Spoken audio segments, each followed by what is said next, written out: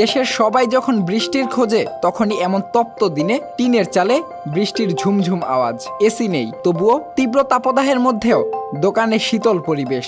বলছি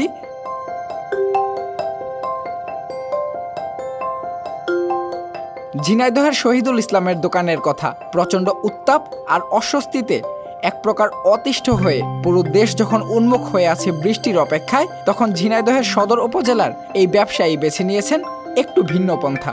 দোচালা দোকানের টিনের চালেই পানি ঝরানোর ব্যবস্থা করেছেন। এরপর সেই পানির শীতলতা ধরে রাখতে টিনের উপর বিছিয়ে দিয়েছেন চটের বস্তা।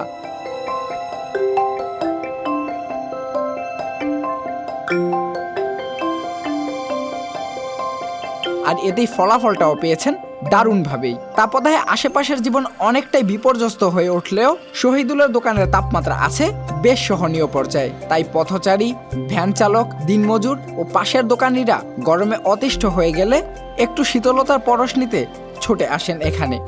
ভাই আমরা মনে করেন যখন থেকে ওই প্রচন্ড গরমের শুরু হয় তখন আমাদের মুরগি মনে করেন যে স্টক করতো, প্রতিদিনের দেখা যাচ্ছে একটা দুটা এরকম মারা যাচ্ছে।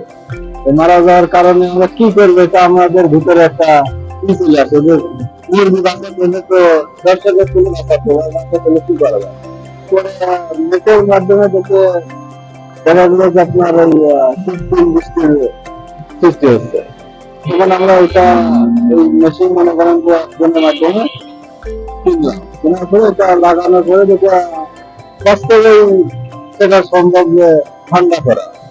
মূলত তীব্র গরমের কারণে প্রায় প্রতিদিনই শহীদুলের দোকানের মুরগি মারা যাচ্ছিল, তাতে লোকসানও হচ্ছিল বেশ। তাই অনেকটা বাধ্য হয়েই খুঁজতে শুরু করেছিলেন এর প্রতিকার। আর ইউটিউব দেখে পাওয়া এই প্রতিকার যে বেশ কাজে দিচ্ছে তার প্রমাণ হলো পানি ঝরানোর ব্যবস্থা করার পর গত এক সপ্তাহে মারা যায়নি কোনো মুরগি।